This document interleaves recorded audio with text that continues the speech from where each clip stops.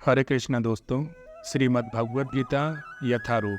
आज से हम श्रीमद् भगवद गीता अध्याय 7 भगवत ज्ञान का दूसरा भाग शुरू कर रहे हैं, जहाँ पर हम श्लोक 20 से आगे बढ़ेंगे। इससे पहले वाले भाग में हमने श्लोक 1 से लेकर 19 तक पूर्ण किया था। आइए आगे चलते हैं। हे अर्जुन, जिस मनुष्य की बुद्धि भौतिक इच्छाओं द्वारा मारी गई है, वे देवताओं की शरण में जाते हैं और अपने अपने स्वभाव के अनुसार और विधि विधानों के अनुसार उस देवी देवता की पूजा करते हैं। अर्जुन, क्योंकि मैं सभी मनुष्य के हृदय में परमात्मा स्वरूप स्थित हूँ। जैसे ही कोई व्यक्ति किसी देवी या देवता की पूजा करने की इच्छा पैदा करता है, मैं परमात्मा उसकी श्रद्धा को उस देवता के प्रति स्थिर कर देता हूँ, जिससे वह उसी देवता की भक्ति कर सके। और ऐसा व्यक्ति श्रद्धा से उस देवी देवता की पूजा करने का प्रयत्न करता है और अपनी इच्छा की पूर्ति करता है। किंतु वास्तविकता तो ये है अर्जुन कि ये जो सारे लाभ है वो मेरे द्वारा ही दिए जाते हैं। इसको एक उदाहरण से समझो अर्जुन। यदि कोई व्यक्ति किसी देवता की पूजा करता है या उस देवता की पूजा करने की इच्छा अपने अंदर पैदा करता है, मेरा क्या काम है अर्जुन? मैं उस व्यक्ति की जो श्रद्धा है उस देवता के प्रति स्थिर कर देता हूं, जिससे वो व्यक्ति उस देवता की पूजा कर सके।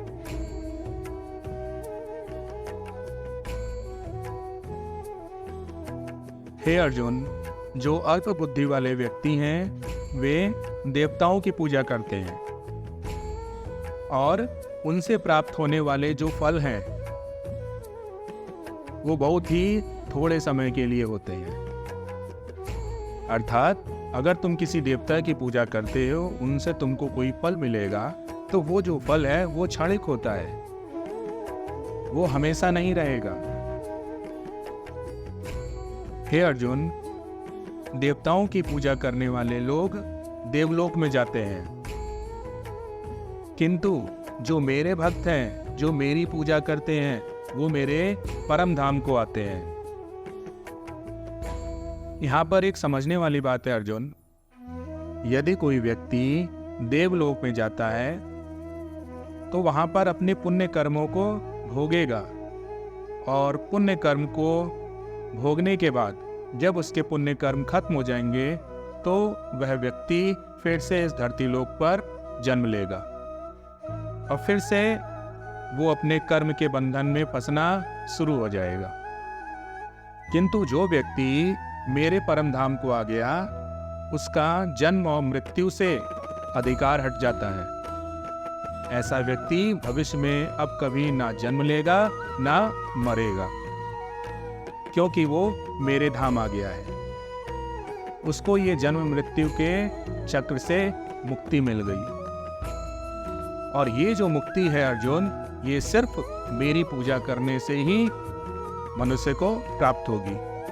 अन्य किसी देवी देवता की अगर कोई व्यक्ति पूजा करता है तो उस व्यक्ति को इस जन्म और मृत्यु से छुटकारा नहीं मिलेगा। इसमें कोई भी शंका नहीं है अर्जुन, और यही सच है। हे अर्जुन, जो बुद्धिहीन मनुष्य मुझको ठीक से नहीं जान पाते, वो ये सोचते हैं कि मैं परमेश्वर अर्थात मैं भगवान कृष्ण पहले निराकार था और अब इस स्वरूप में आया हूँ, अर्थात मैंने ये जो शरीर धारण किया है तो मैंने आकार लिया है। उनको लगता है कि मैं भगवान नहीं हूँ। अगर भगवान हूँ तो इस मनुष्य के शरीर में क्या कर रहा हूँ? वो अपनी अल्प बुद्धि के कारण मुझ परमेश्वर को नहीं समझ पाते। वो ये नहीं जान पाते कि मैं भगवान कृष्ण निराकार भी हूँ और तुम्हारे सामने इस आकार में भी हूँ। और ऐसा व्यक्ति अपने अल्प ज्ञान के कारण मेरी अविनाशी और सर्वोच्च प्रकृति को नहीं जान पाता। हे अर्जुन, मैं मूर्खों और अल्पज्ञानियों के लिए कभी प्रकट नहीं होता। उनके लिए तो मैं अपनी अंतरंगा शक्ति द्वारा अपने को आच्छादित किए रहता हूँ। और वह मूर्ख व्यक्ति यह नहीं जान पाता कि मैं परमेश्वर अजन्मा भी हूँ और अविनाशी भी हूँ। जो अज्ञानी है, जो मूर्ख है, मैं ऐसे व्यक्ति को कभी दर्शन नहीं देता, उनके सामने कभी प्रकट नहीं होता। जिस व्यक्ति के अंदर मेरे प्रति कोई भक्ति नहीं है, मेरी पूजा नहीं करते हैं, मुझ में विश्वास नहीं करते हैं, ऐसे व्यक्ति के लिए मैं कभी प्रकट नहीं होता। हे अर्जुन, मैं श्री भगवान होने के नाते जो कुछ भूतकाल में घटित हो चुका है या जो वर्तमान में घटित हो रहा है या आगे जो भविष्य में घटने वाला है, मैं भगवान श्री कृष्ण सब कुछ जानता हूँ। मैं समस्त जीवों को जानता हूँ, किंतु मुझे कोई नहीं जानता। हे भरतवंशी, हे शत्रु विजेता, समस्त जीव जन्म लेकर इस माया के संसार में अपनी इच्छाओं और अपनी घृणा से उत्पन्न द्वंद्वों से मोहग्रस्त होकर इस मोहमाया के संसार में फंसे रहते हैं और मुझ परमेश्वर को नहीं जान पाते।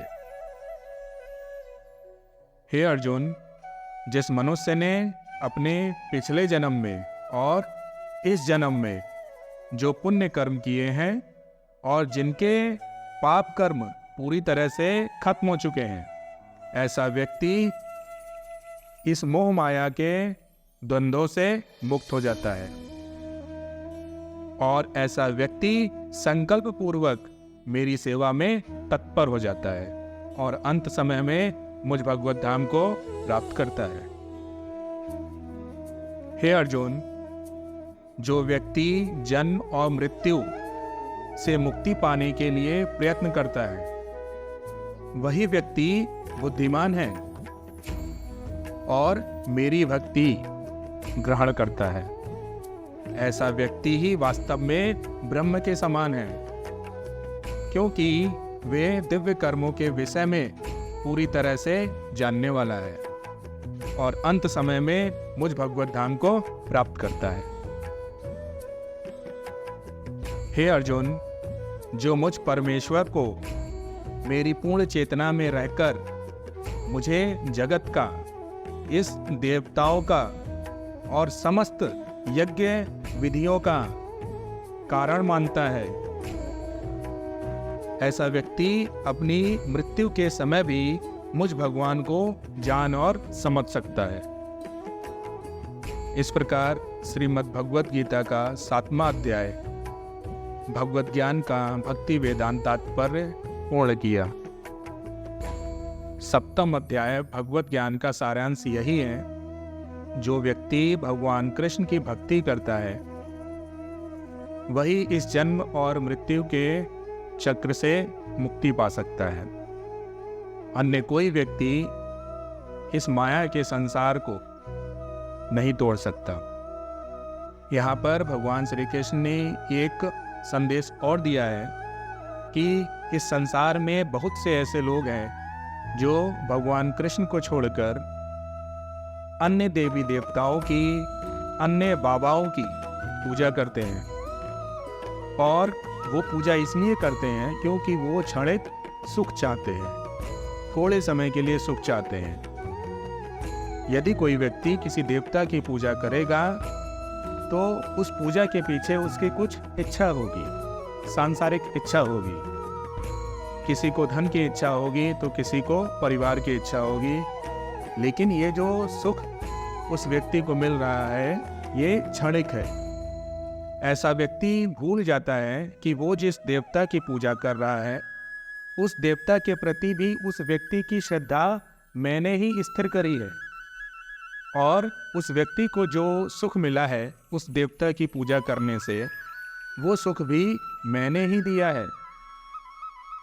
लेकिन जो भी उसको प्राप्त हो रहा है वो क्षणिक है, ज़्यादा लंबे समय के लिए नहीं है। जब तक वो इस संसार में है तब तक उसका वो भोग करेगा और समय के साथ नष्ट हो जाएगा, और अंत समय में उसी देवलोक में जाएगा, अपने पुण्य कर्मों को भोगेगा। पुण्य कर्म खत्म होने पर वो फिर से इस धरती पर आएगा, और इस प्रकार वो अपने कर्मों के बंधन में फंसता ही चला जाएगा। मनुष्य के जीवन का लक्ष्य ये होना चाहिए कि मुझ भगवत धाम की प्राप्ति करने के लिए प्रयत्न करे, जन्म और मृत्यु से छुटकारा पाने के लिए प्रयत्नशील हो। और ऐसा तभी होगा जब वो व्यक्ति मुझ भगवान श्री कृष्ण की पूजा करेगा, मेरी अनन्य भक्ति करेगा। ऐसा व्यक्ति अंत समय में मुझ भगवत धाम को प्राप्त कर सकता है, और उसको इस माया के संसार में दोबारा आने की आवश्यकता नहीं पड़ेगी।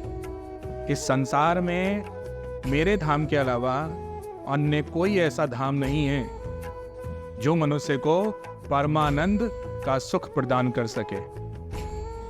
अन्य किसी धाम में जाओगे तो वहां से तुमको अपने पुण्य और पाप कर्मों का भोग करने के बाद फिर से वहां से तुमको निकाल दिया जाएगा, और तुमको इस धरती पर ही आना पड़ेगा, क्योंकि ये धरती कर्म भूमि है।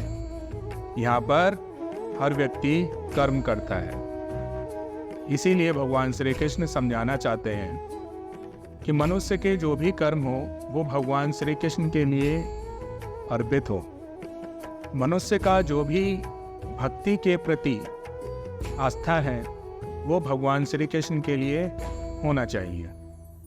उन्हीं की भक्ति होनी चाहिए, उन्हीं के लिए कर्म होना चाहिए। इस प्रकार ऐसा व्यक्ति अंत समय में भगवत धाम को प्राप्त कर सकता है और इस मोहमाया के संसार से छुटकारा पा सकता है, जन्म मृत्यु के चक्र से मुक्ति पा सकता है।